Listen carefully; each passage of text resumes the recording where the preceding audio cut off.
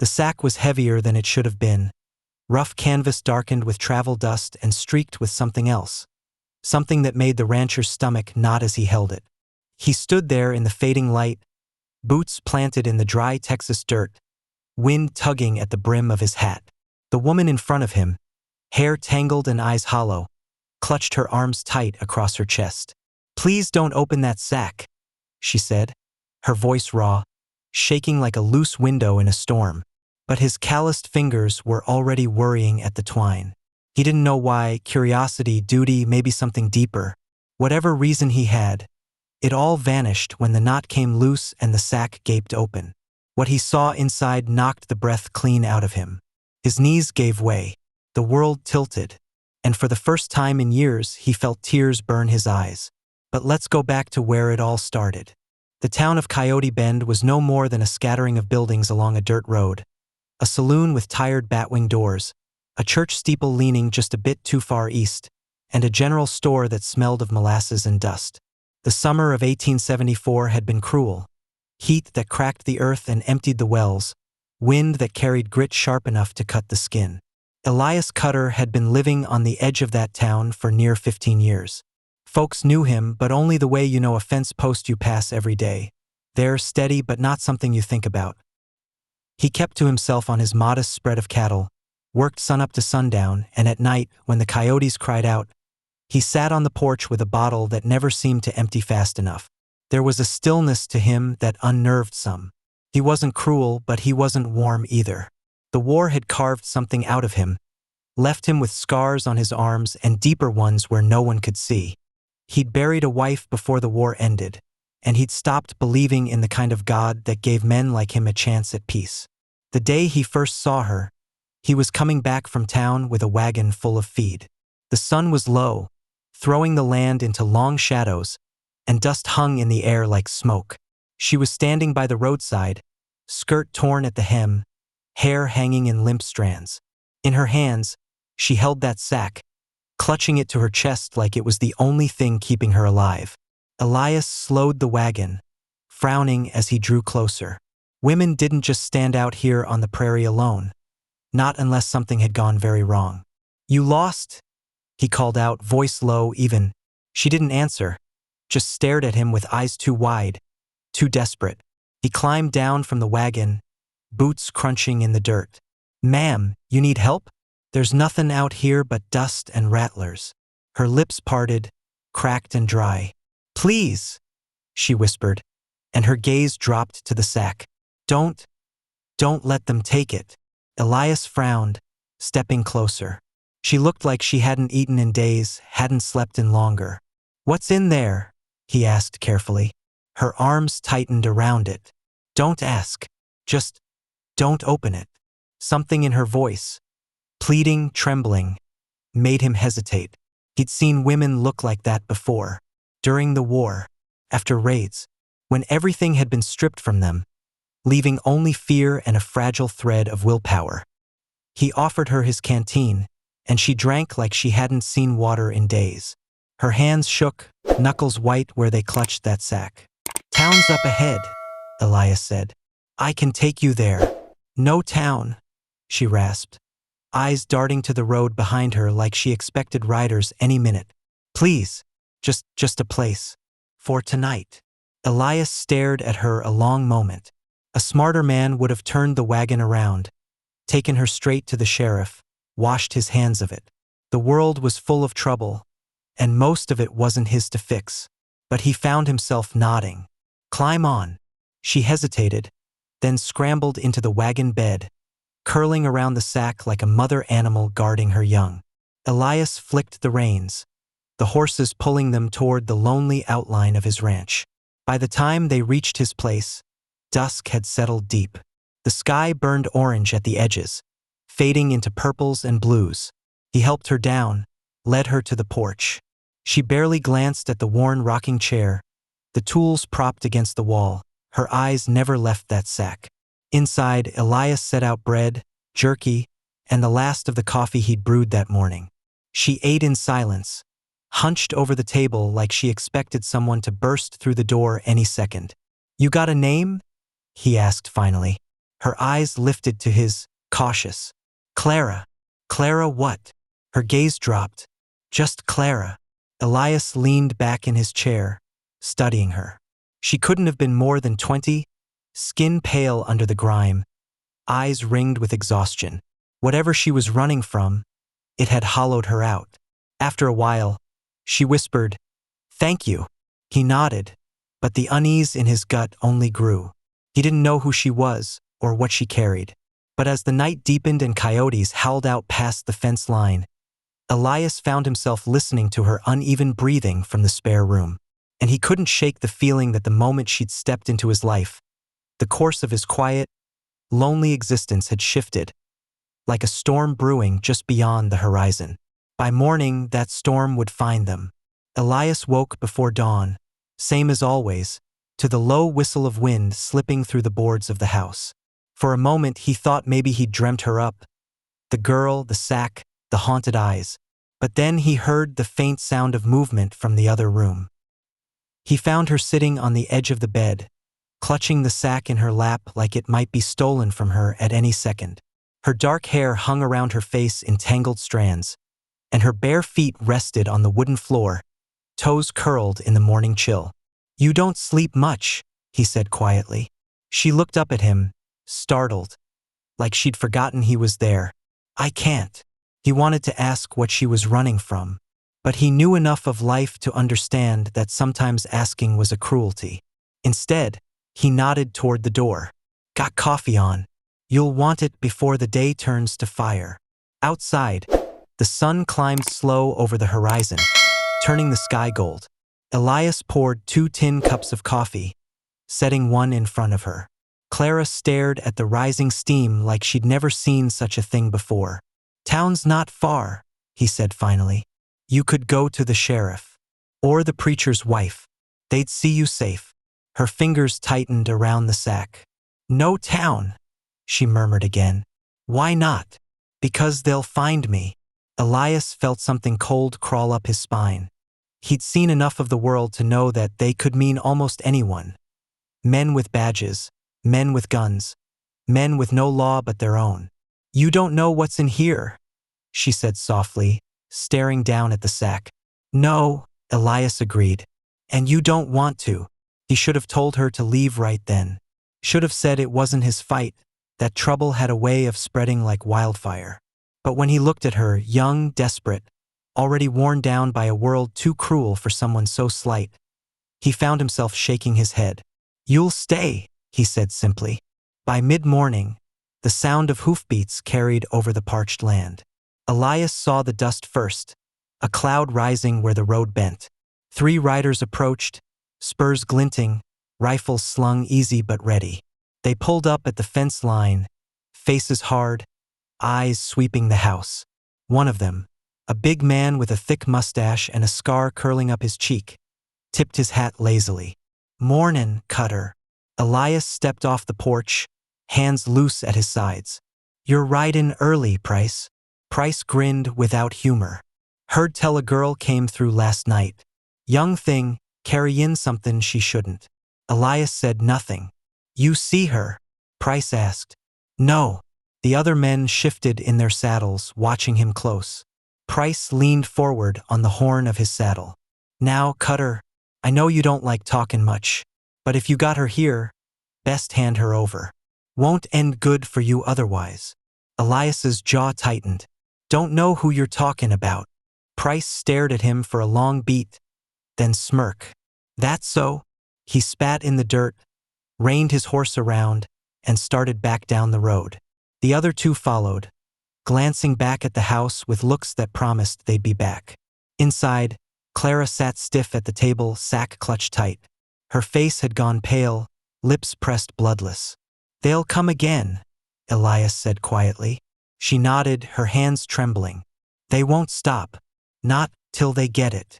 He poured another cup of coffee, drank it slow, his mind working through choices he didn't want to make. The smart thing would be to drive her out himself, take her far from his land before Price returned with more men. But when he looked at her, really looked at her, he saw the kind of fear that had no end. The kind that said there was nowhere left for her to go. Outside, The wind rattled the porch boards. Elias set the cup down. "You'll stay here," he said finally. Clara stared at him like she didn't believe it. "You don't owe me this," she whispered. "No," he agreed. "But I reckon I've carried my share of wrongs. Don't see much harm in shouldering one more." Her eyes filled, but she said nothing. By noon, word had spread. Elias rode into town for supplies and felt the stares follow him down the street. "You heard Price is lookin' for you?" the blacksmith muttered under his breath. "You know what you're bringin' on yourself?" another man asked, stepping out of the general store. Elias didn't answer. At the saloon, a rancher he'd known for years shook his head. "Cutter, you got no business talking in strays. That girl's trouble, same as the men after her. You'll burn for her choices, not yours." Elias simply took his supplies, mounted up, and rode out without a word. He could feel the weight of their judgment like heat on his back. But as the sun began to dip and the shadows grew long, he knew there was no going back. By nightfall, Price would return, and he wouldn't be alone. The prairie went quiet long before nightfall, that kind of stillness that means something's coming. Elias felt it in his bones as he checked the rifle by the door, the revolver at his hip. He wasn't a man who went looking for a fight anymore, but there were some fights that found you whether you wanted them or not. Clara stayed in the spare room, sitting on the bed with the sack in her lap. She hadn't spoken much since morning, just stared at the door like she could already see what waited on the other side of it. "You should run," she whispered when Elias stepped in. He shook his head. "Wouldn't matter. They'd still find you." Her eyes brimmed with something more than fear, guilt. "You don't know what's in here," she said again, voice tight. "Don't reckon I need to," Elias replied. "But I know what kind of men come for something they didn't earn. Seen enough of 'em to last me." Outside, the sun sank lower, throwing the land into long bands of gold and shadow. Somewhere far off, a coyote cried out, its lonely call swallowed by the dry wind. Then came the sound Elias had been waiting for, hoofbeats, steady and unhurried, carrying the kind of weight that said the men riding them weren't afraid. Price came with 5 men this time. They rode in tight formation, rifles across their saddles, eyes hard. When they reached the fence line, they stopped, dust settling around them like a shroud. Elias stepped off the porch, shotgun resting easy in his hands. "Evenin', Cutter," Price called, voice smooth as creek water. Elias said nothing. "You got something belongs to us," Price continued. "Hand it over, we'll be on our way." Elias let the silence stretch. The men shifted in their saddles, glancing at one another. "You think you're some kind of hero?" Price asked finally, smile curling. "That sack she's carryin'. You got no idea what's in it. But we do. And I promise you, it ain't worth dying for." Elias's grip on the shotgun didn't tighten, didn't loosen. Price leaned forward, voice dropping. "You give her up now, we walk away. You don't, well, we ain't in the habit of a skin twice." The air was heavy, the kind that made sweat bead under a man's collar. Elias looked at Price, at the 5 rifles trained on him, and thought of every smart choice he'd ever made that still led to empty nights and too much whiskey. "I reckon you'll have to take her," he said quietly. The smile slid off Price's face. "Last chance, Cutter. Didn't ask for a first," Elias said. The standoff stretched, a brittle thread ready to snap. Then the sound of movement came from behind Elias. Clara stepped out onto the porch, sack clutched tight against her chest. Her face was pale, lips trembling, but her eyes had gone hard. "Leave him be," she said, voice shaking but clear. Price laughed once, sharp. "Girl, you don't get to make demands." "Then take me," she whispered. Elias turned his head slightly, enough to catch the flicker of resignation in her face. Price tilted his head. "Now we're talking sense. You come down here, and maybe we don't have to kill your friend." Clara took one slow step forward, then another, until she stood at the edge of the porch. Elias felt the choice rising like bile. Step aside and let her go, or stop her and bring the fight down on them both. He shifted his stance just slightly, enough for Price to notice. "Careful, Cutter," Price warned. hand lowering toward his revolver. Elias didn't blink, and for a heartbeat no one moved. The horses pawed at the dirt. The wind rustled the dry grass. Somewhere out on the horizon, thunder rolled low, though no storm showed in the sky. The moment hung there, knife-edge thin, waiting for someone to make the first cut. The first move didn't come from Elias or Price. Came from Clara. Her fingers trembled as she loosened her grip on the sack, setting it carefully down on the porch boards. For a moment, no one seemed to breathe. Then she stepped back, eyes fixed on Price. "You want it?" she said softly. "Look at it. See what you're chasing." Price frowned, glancing at the sack like it was a trick. "What game you playin', girl?" "No game." Her voice was quiet, but there was a weight in it now. "Go on. Open it." Elias's stomach turned. He didn't know why, but every part of him screamed not to let them touch it. Price swung off his horse, boots hitting the dirt. He sauntered forward, smirk tugging at the corner of his mouth. "Reckon I'll do just that." Clara didn't move. Her eyes were wet now, but she held herself steady, like she'd already accepted what came next. Price climbed the steps, crouched and pulled at the loose twine. The sack's mouth fell open. He froze. The smirk bled off his face, replaced by something Elias hadn't expected to see. Confusion, then something darker. One by one, the other men dismounted, craning their necks to see. Inside was not gold, nor stolen goods, nor weapons. It was a bundle of cloth, stained but carefully wrapped. A tiny hand slipped free from the folds, small, impossibly fragile, fingers curled the way newborns do. The breath went out of Elias like he'd been struck. The child couldn't have been more than a few weeks old, cheeks sunken, lips cracked from thirst. A faint, pitiful cry escaped the tiny mouth. Price staggered back a step, muttering a curse under his breath. Clara sank to her knees beside the sack, hands hovering over the baby like she didn't dare touch it. Tears streamed down her face now, silent but endless. "They killed her family," she said hoarsely. "Burned their home. She was all I could save." The men shifted uncomfortably, glancing at one another. Price opened his mouth, then shut it again. The words he'd been so ready to throw at Elias wouldn't come. Elias crouched slowly, hands shaking as he reached out. The baby's tiny fingers brushed his calloused thumb, weak but real. Something cracked open in him. Something he thought had died with the war, with his wife, with every grave he'd dug since. Clara looked at him then, eyes pleading, though she said nothing. Elias swallowed hard, lifting the bundle with a care he hadn't shown to anything in years. The child weighed almost nothing, but in that moment she felt heavier than the world itself. Price rubbed a hand over his jaw, eyes darting between Elias and Clara. This ain't what I thought," he muttered. Clara's voice was a rasp. "You think I'd run across half the territory with gold in a sack? You think I'd beg a stranger for mercy just to protect something that didn't matter?" Silence settled heavy on the porch.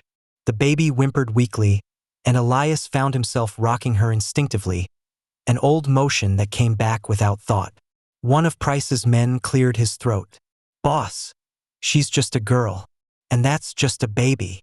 Price looked at him sharply, then at the others. None of them met his eyes.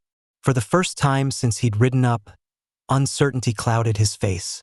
Elias stood, baby cradled in his arms, shoulders squared. "You still reckon on taking her?" Price hesitated. The weight of the moment pressed down on everyone there. The woman kneeling in the dust, the infant barely clinging to life, the man holding her like she was the last good thing left in the world. Finally, Price exhaled, a long, heavy breath. "This ain't worth dying for." He stepped back, jerking his chin to his men. "Mount up." One by one, they climbed back onto their horses. Price paused at the edge of the fence line, looking back over his shoulder. "You didn't see me merciful tonight, Cutter. Don't make me regret it." Then they were gone, hoofbeats fading into the vast emptiness of the prairie. Elias stood there for a long time, the baby's soft cries the only sound left. Clara finally looked up, her face streaked with tears. "You shouldn't have helped me," she whispered. Elias glanced down at the tiny bundle in his arms, the little chest rising and falling so faintly. "Reckon I didn't have much choice," he said quietly. And for the first time in years, something warm broke through the cold in his chest, painful, fragile, but alive. The night was long and restless. Elias sat in the old rocking chair near the hearth, the baby bundled in his arms. Clara dozed fitfully on the cot, though every small sound from the child jolted her awake. The fire burned low, throwing soft light across the walls, and in that glow Elias looked down at the tiny face pressed against the blanket. She was impossibly small, fragile in a way that terrified him.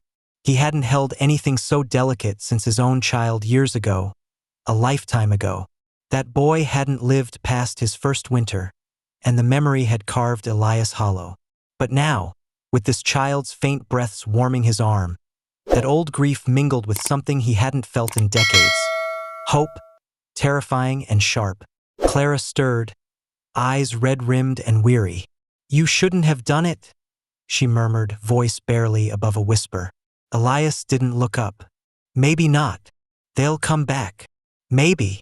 Silence stretched between them. The fire popped softly. Finally, Clara sat up, her gaze fixed on the baby. "Her name's Mercy," she said. "I don't know why I called her that. Just felt right." Elias nodded slowly, the name settling in his chest.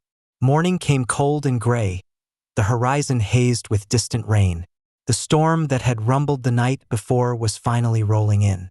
Elias stepped outside with the baby nestled close, the smell of wet earth already in the air. Clara joined him on the porch, the sack clutched in her hands again. Empty now, but she held it like it was part of her still. "You could still leave," Elias said quietly. "Find someplace far from here. Start over." Her eyes met his. "And you?" He looked out at the endless stretch of land, cattle dotting the hills, the wind teasing the long grass. "This is the only place I ever belonged. Not much point in running." Clara hesitated. "I don't know how to do this. Raise her. Keep her safe." Elias shifted the baby gently in his arms. "Reckon we'll figure it out." She stared at him a long moment, then nodded, small, fragile, but real. Word traveled fast in Coyote Bend. By noon, Elias could feel the weight of every stare when he rode into town with Clara and the baby. Price and his men were gone, but folks had plenty to say without speaking. Some faces looked curious, others wary, a few openly disapproved. At the general store, old Mrs. Harper stepped out onto the porch, wiping her hands on her apron. Her gaze went straight to the child in Elias's arms, and for a moment her expression softened. "She's hungry," the woman said gently, leading them inside without another word. Clara stood awkwardly by the counter as Mrs. Harper gathered what they'd need. Cloth, milk, a few small things that made Elias realize how much care such a tiny life required. As they left, Mrs. Harper caught Elias's arm. "Don't let the town turn you hard," she murmured. He nodded once, meeting her eyes with quiet gratitude. Weeks passed. The storm that had once loomed over Elias's life never came. Price didn't return. Neither did the men who'd once ridden with him. The baby grew stronger, her cries louder, her tiny hands grasping at the world like she meant to hold it someday. Elias found himself working the ranch with Mercy strapped close to his chest in an old sling. Clara learned to tend to the cattle, her hands growing rough with calluses she didn't seem to mind. They didn't talk much about what came before. Some things didn't need words. Years later, folks still told the story different ways. How Elias Cutter had taken in a girl with a sack. How he'd stared down Price and 5 armed men. How something in him had changed after that day.